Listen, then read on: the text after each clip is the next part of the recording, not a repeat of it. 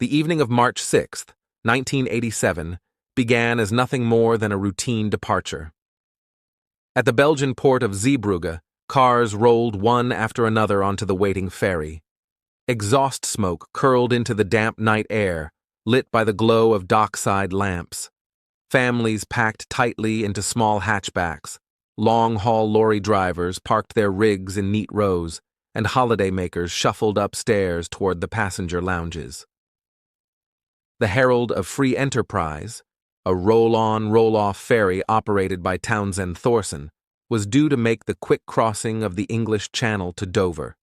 For the hundreds aboard, it was supposed to be an ordinary journey, little more than a few hours across gray water. The Herald had been designed for speed. The vast car deck was its heart, stretching from bow to stern, wide open and unbroken.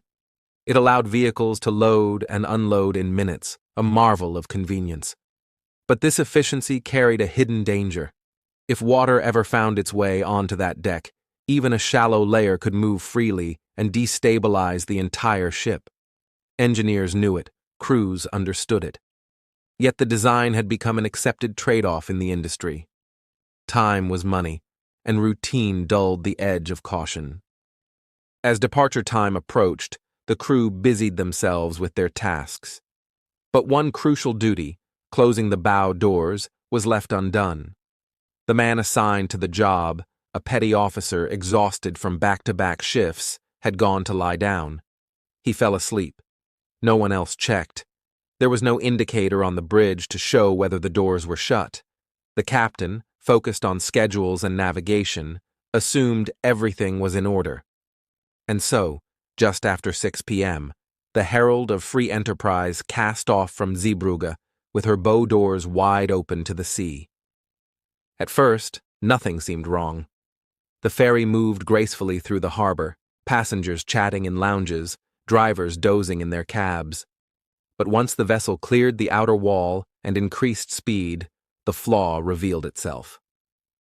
Seawater surged up the open bow ramp and spilled across the car deck. It spread quickly, a shallow sheet gliding over smooth steel.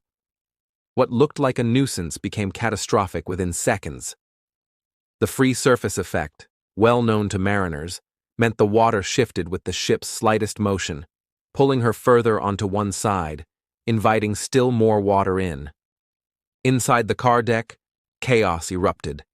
Vehicles shifted, metal screeched, and lorries snapped free of their restraints. Passengers lost their footing, sliding across the tilting floor. Above, in the lounges, trays of drinks and luggage skidded, then crashed. Lights flickered and went dark. The angle steepened with terrifying speed. Within 90 seconds, the Herald capsized, rolling onto her port side in the shallow entrance channel. Windows smashed, furniture ripped from bolted legs, and people were thrown violently against walls that were suddenly ceilings. In those 90 seconds, hundreds of ordinary lives were turned upside down. A school trip that had just begun ended in terror. Truck drivers accustomed to the monotony of crossings suddenly found themselves clinging to overturned rigs. Families who had settled in to watch the sea through lounge windows were thrown against glass that shattered around them. Some clawed their way toward air pockets in impossible angles of darkness.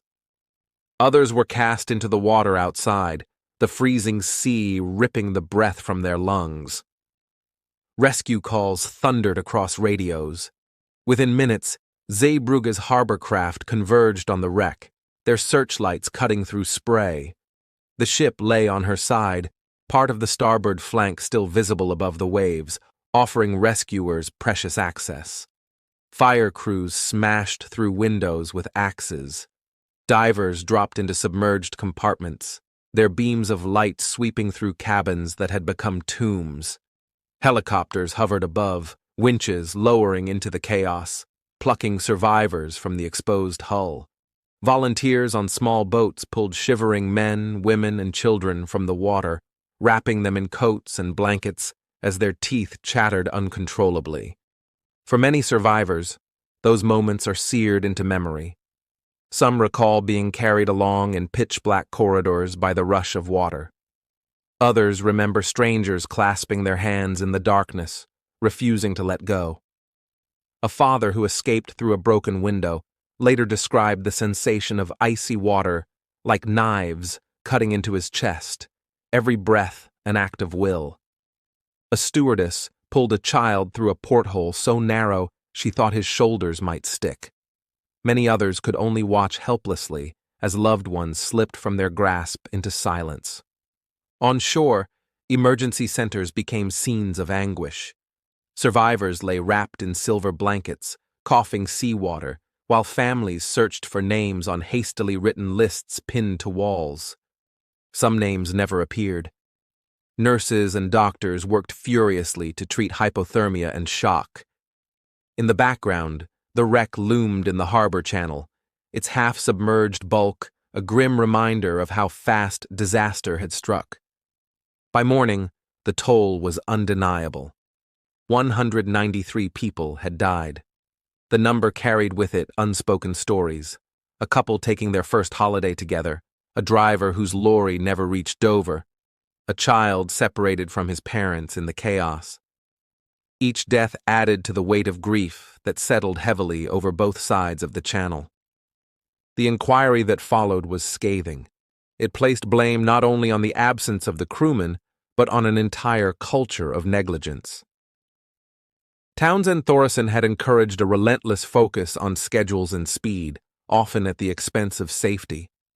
There had been no system of cross-checks to ensure the bow doors were closed, no indicator on the bridge to alert the captain, and no practice of accountability to catch what one man's exhaustion had missed. The report called it a disease of sloppiness, condemning management as much as crew. The disaster was not an accident of fate, but the predictable outcome of years of complacency. In the aftermath, sweeping reforms reshaped the ferry industry. New regulations required warning systems, stronger safety protocols, and redesigned ships with barriers and compartments to slow flooding. Stability rules were tightened, and crew training emphasized redundancy and vigilance. Today, ferry captains will not leave port until green indicator lights confirm that bow doors are sealed, an innovation born directly from Zeebrugge's dead. For survivors and families, though, the reforms were little comfort.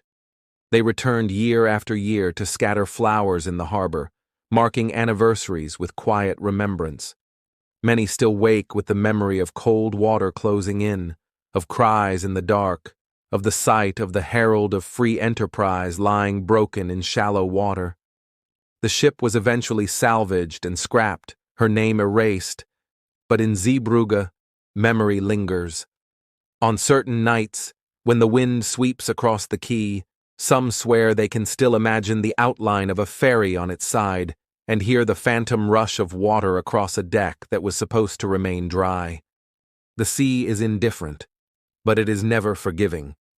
On that night in 1987, one unchecked assumption and one open bow door doomed nearly 200 souls. Their loss reshaped maritime safety, but for their families, it reshaped life itself. Thank you for listening to Road to Ruins. Subscribe for more true stories where systems fail and people pay the price.